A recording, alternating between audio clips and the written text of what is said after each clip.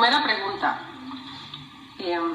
México ocupa el puesto 135 de 180 en materia de anticorrupción. ¿A qué cree que se deba que México sea uno de los países con más altos niveles de corrupción del mundo? Yo creo, y no nada más yo, sino que mucha gente lo dice, que el principal problema en México es la impunidad. Que a los actos no solamente criminales, sino las faltas administrativas, las faltas a la ley, las violaciones a la ley en general, en la gran mayoría de los casos, se quedan no solamente sin castigo, sino ni siquiera sin denuncia, por supuesto sin ningún tipo de proceso judicial.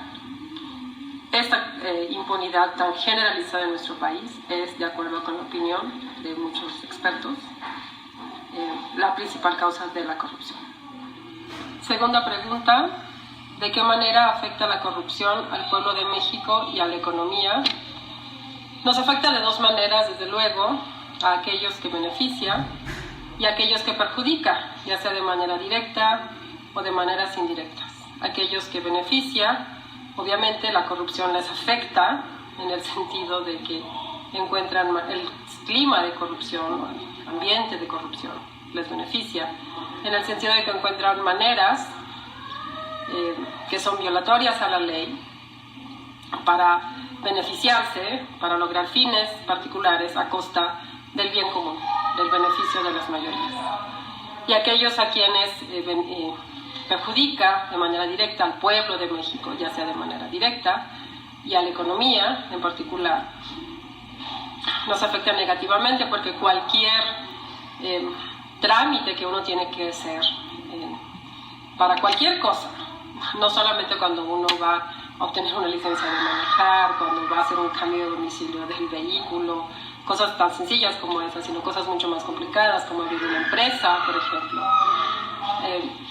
Nos afecta negativamente a todos porque todos los trámites se entorpecen, se vuelven muy onerosos, hay que pagar sobornos y no solamente eso, sino que se puede volver muy difícil, muy caro para quienes quieren abrir una empresa, por ejemplo, lograr el fin que se están proponiendo. Entonces, la corrupción nos afecta de manera negativa, de manera directa, a aquellos que tenemos que pagar sobornos directamente o que vemos los trámites entorpecidos, pero al pueblo en general. Hace que la economía funcione de manera mucho más lenta, torpe, de maneras complejas, que deberían ser sencillas, directas, en fin, nos perjudica a todos. ¿Qué medidas cree que se deban tomar para acabar o disminuir la corrupción? Acabar la corrupción es muy difícil, por lo menos en el corto plazo está demasiado enraizada, arraigada en las instituciones de todos los niveles, federales, locales, ya sean estatales o municipales, muy difícil, pero sí se puede disminuir significativamente. Lo primero que habrá que hacer, en mi opinión, y no nada más la mía, la de mucha gente, de personas que escriben sobre esto, lo primero que habrá que hacer es aplicar la ley. Esto es establecer incentivos para que las personas que pueden verse tentadas a actos de corrupción no lo hagan, porque los castigos serían muy altos. En el sexenio actual, que concluye, se ha dicho con mucha frecuencia que ha sido uno de los sexenios más corruptos de los que se tenga memoria. No sé si eso sea cierto, puede ser que tenemos muchas maneras más de informarnos ahora que no teníamos antes, de saber qué sucede en el gobierno. En todo caso, por lo menos la percepción de corrupción, lo que podemos ver, tiene mucho que ver con que los funcionarios, sobre todo altos funcionarios del gobierno federal, carecen de incentivos para actuar de maneras honestas, no corruptas, para evadir la corrupción, evitar la corrupción. Carecen de incentivos precisamente porque la ley no se aplica. Es decir, operan ellos, esos funcionarios, en un ambiente de alta impunidad. Entonces, lo primero que habría que hacer es aplicar la ley. Esto es hacer reformas al sistema judicial, en particular, para que estos actos de corrupción los que existan se castiguen y aquellos que se vean tentados a cometer dichos actos, esto es, actos que todavía no existen, las personas tengan incentivos para no realizarlos, que sepan que se les va a castigar. Eso es lo primero que habría que hacer.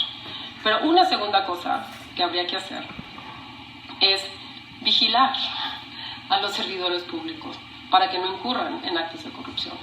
Y para esto el gobierno entrante, porque con el que va de salida ya no tiene sentido, ya se va a acabar este gobierno, y que bueno, además de que fue, como dije, en la percepción de muchos uno de los más corruptos de que se tenga memoria, el gobierno entrante lo que tendría que hacer es establecer un sistema o sistemas paralelos de vigilancia, sistemas anticorrupción, auditores en todos los niveles, no nada más la Auditoría Superior de la Federación, los auditores a nivel federal, sino también auditores a nivel estatal, a nivel municipal. Tiene que haber un sistema de... Y en los niveles inferiores, por ejemplo, en servicios públicos, servicios del Seguro Social, del ISSSTE, de tránsito, de todos los de la electricidad, los servicios públicos. Ahí tiene que haber un sistema de vigilancia también, para que los servidores no se vean tentados a incurrir en actos de corrupción. Y un tercer elemento, además de la aplicación de la ley de castigos, para que los actos de corrupción sean castigados y los que no cometan actos de corrupción tengan incentivos para no cometerlos. En primer lugar eso. En segundo lugar, esta vigilancia. Pero en tercer lugar también tiene que darse la voz a los ciudadanos. Esto es, que exista un sistema, no sé cómo, pero no sería difícil implementarlo, donde los ciudadanos se puedan quejar y denunciar y digan con nombres y apellidos, fulano de tal o la persona en la ventanilla tal, en el servicio tal, me exigió un soborno para llevar a cabo un trámite. Eso sería en el nivel más bajo, digamos, en la escala administrativa, lo que nos afecta directamente. Entonces esas serían las medidas, me parece a mí, obvias que habría que tomar para empezar a controlar la corrupción inmensa que hay en nuestro país. Cuarta pregunta, dentro de las propuestas de López Obrador, presidente electo, está acabar con la corrupción. ¿Usted cree que esto sea posible? ¿Por qué? Como dije hace un momento, acabar con la corrupción no creo que sea posible en el corto plazo. López Obrador tiene un mandato por 6 años. Obviamente en ese tiempo, es muy corto, no va a lograr acabar con la corrupción. Eso es absurdo, no va a ser. Lo que sí puede hacer es implementar sistemas, como decía, de aplicación de la ley en el sistema judicial, de vigilancia mediante auditorías, no solamente auditorías, hay otros sistemas, pero en todo caso gubernamentales, para vigilar a los funcionarios, para que no incurran en actos de corrupción. Eso sí puede hacer. Puede ponernos en el buen camino para evitar, por ejemplo, una cosa que ya se hizo. Esta es la cuarta pregunta, perdón, tuve que interrumpir. Decía que algo que se acaba de hacer y que es una muy buena señal de este gobierno, bueno, no fue del gobierno electo, sino en la Cámara de Senadores y Diputados, es que se acaba de pasar una legislación en donde se ponen topes salariales a los legisladores. Y no solamente a sus percepciones salariales, sino también a la multitud de gastos en que incurren los legisladores, o que incurrían, o que acostumbraban los legisladores en legislaturas anteriores, por gastos de servicios en los recintos legislativos, de alimentación o múltiples servicios que se les ofrecían, y se van a poner topes a todo esto. Y esos son topes, no son topes, sino que son maneras de limitar seriamente las oportunidades de corrupción, de abusar del presupuesto público para los fines particulares de los legisladores, que consideran que sus funciones legislativas los autorizan para apropiarse de este presupuesto para darse la buena vida. Entonces, en estas primeras leyes que se acaban de... Bueno, todavía no están promulgadas, falta que el presidente las apruebe, pero que las promulgue, pero las primeras leyes que se acaban de pasar en las cámaras es una buena señal de que parece que va a haber algo de combate a la corrupción. Falta ver qué más, falta ver qué sigue. Quinta pregunta. ¿Cómo visualiza México en este tema de la corrupción dentro de 50 años? Es imposible saber. Esto de futurólogo no es buena idea, al menos en el campo de las ciencias sociales. Los científicos sí pueden hacer predicciones con cierta precisión o con mucha precisión. Los científicos que observan la naturaleza, los astrónomos, qué sé yo, ¿no? Los biólogos. Pero en las ciencias sociales, esto de la futurología no es buena idea. En 50 años, ¿quién sabe cómo estará México? Es difícil siquiera imaginar,